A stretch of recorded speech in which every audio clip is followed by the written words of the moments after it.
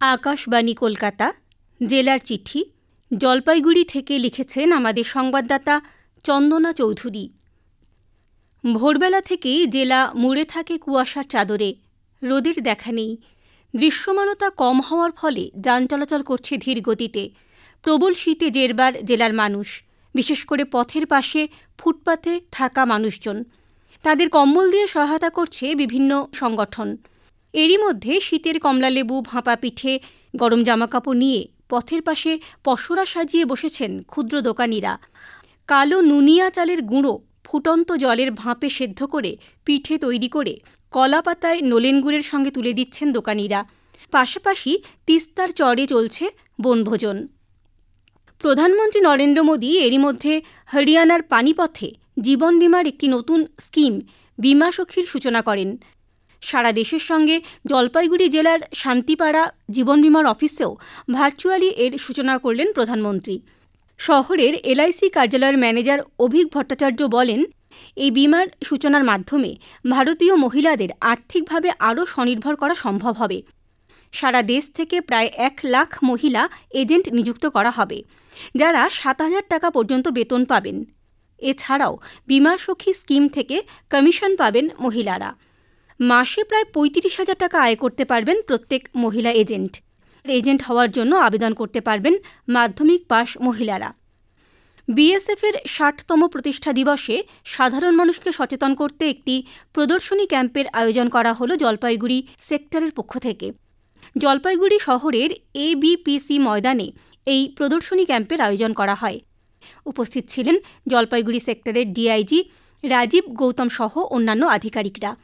বিএসএফের পক্ষ থেকে বিভিন্ন অস্ত্রশস্ত্র যেমন প্রদর্শন করা হয়, তেমনি বিশেষ প্রশিক্ষণপ্রাপ্ত কুকুর কী করে কাজ করে সেই বিষয়ে সাধারণ মানুষ ও বিভিন্ন বিদ্যালয়ের ছাত্রছাত্রীদের সামনে তা তুলে ধরা হয়। ছাত্রছাত্রীরা কিভাবে বিএসএফ সহ অন্যান্য সরকারি দপ্তরে চাকরির জন্য আবেদন করবে সেই সমস্ত বিষয় নিয়েও তাদের সচেতন করা হয়। 5 মাস বাংলাদেশে আটকে থাকার পর দেশে ফিরল মিতালি এক্সপ্রেস ট্রেন। গত 17 জুলাই বাংলাদেশি যাত্রীদের নিয়ে জলপাইগুড়ি টাউন স্টেশন ছুঁয়ে হলদিবাড়ি ভারত বাংলাদেশ সীমান্ত দিয়ে ওপারের লালমনিরহাট হয়ে ঢাকা পৌঁছেছিল ট্রেনটি। এরপর থেকেই ক্রমশ অবনতি হতে থাকে বাংলাদেশের রাজনৈতিক পরিস্থিতি। এক সময় দেশ ছেড়ে পালিয়ে ভারতে এসে আশ্রয় নেন প্রধানমন্ত্রী শেখ হাসিনা। সেই থেকে ভারতীয় রেল নির্মিত মিতালি এক্সপ্রেস ট্রেনের কোচগুলো ওপারে অযত্নে পড়েছিল। সোমবার ঢাকায় দুদেশের বিদেশ সচিব পর্যায়ের বৈঠকের পরই মঙ্গলবার সকালে বাংলাদেশ থেকে হলদিবাড়িতে ফিরিয়ে আনা হয় মিতালি এক্সপ্রেস ট্রেনটিকে।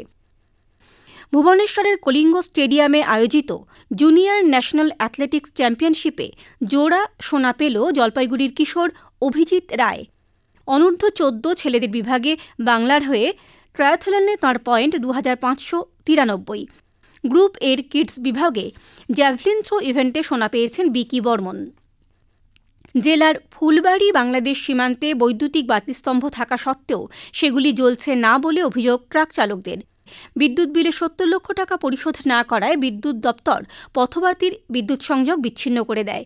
এর ফলে ফুলবাড়ি চেকপোস্ট থেকে বাংলাবান্ধা বাণিজ্য পথে সীমান্তের প্রবেশপথ পর্যন্ত সন্ধ্যার পর অন্ধকার থাকে। জলপাইগুড়ির সাংসদ ডাক্তার জয়ন্ত রায় জানান, কেন পথবাতি জ্বলছে না সেই বিষয়ে তিনি খোঁজ নেবেন। জেলার 36তম সরকারি বইমেলা শুরু আগামী 16 তারিখ, চলবে 22 তারিখ পর্যন্ত। এই মেলা আয়োজিত হবে ময়নাগুড়ি ব্লকের জর্দা নদীর তীরে ময়নাগুড়ি খেলার মাঠে। মেলা উদ্বোধন করবেন কবি সাহিত্যিক সুবোধ সরকার। প্রায় 90টি প্রকাশনা সংস্থা ছাড়াও সরকারি অনেক স্টল থাকবে এই মেলায়। দুয়ারে রেশন প্রকল্পে প্রতি মাসে মিলছে প্রয়োজনীয় সামগ্রী, অথচ বানারহাট ব্লকের বিন্নাগুড়ির চা বাগান এলাকায় 2 থেকে 2.5 মাসের ব্যবধানে মিলছে রেশন, অভিযোগ স্থানীয়দের। এছাড়াও রেশন বন্টনে গরমিলের অভিযোগও উঠছে ক্রমাগত। রেশন ডিলাররা ঠিকমতো রেশন বন্টন করছেন না, যদিও প্রশাসনের পক্ষ থেকে আশ্বাস দেওয়া হয়েছে যে এমন কোনো ঘটনা হলে কড়া পদক্ষেপ নেওয়া হবে।